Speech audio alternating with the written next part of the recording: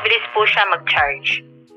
Alright, so ang tinatanong ni ma'am is all about this mini walkie-talkie na nabili natin from Baofeng. Yan, so ganito yung kasama niyang charging brick, no? And then meron na rin siyang kasama na 2 Type-C cable. Kasi unlike yung mga ibang old school na mini walkie-talkie, ito modern na siya, no?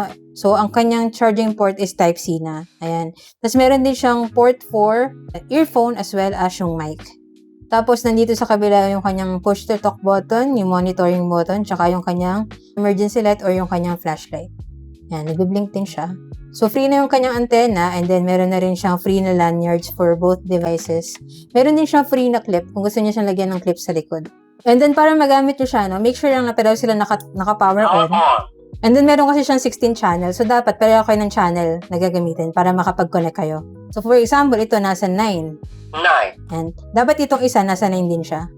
9. Yan. Tapos itong kanyang power button, ito rin kasi yung kanyang volume. 9. Yan. So, pinakasagad is pa-clockwise. So, kung hihinaan niya siya, pa-counterclockwise naman hanggang sa mag-turn off. Yan. So, based on my testing, ang kanyang charging time is around 2 to 3 hours. Yan. Depende kung charge siya na talaga low-bat na. Ako kasi nung sinarge ko siya, low-bat na talaga siya. Yung kanyang battery capacity is 1,500 mAh. Yan. So, right now, test naman natin yung kanyang sound quality. Right, so right now, I'm using this mini walkie-talkie to record this audio. Nandito ako sa kabilang room para hindi siya mag-echo, no? So, dapat medyo magkalayo sila. Otherwise, mag-echo talaga siya. And ano masasabi niyo sa audio quality? So, kung gusto niyo rin matry ang ganitong mini walkie-talkie, check niyo lang din sa Yellow Basket. Yan ko nabili yung sa akin para same quality.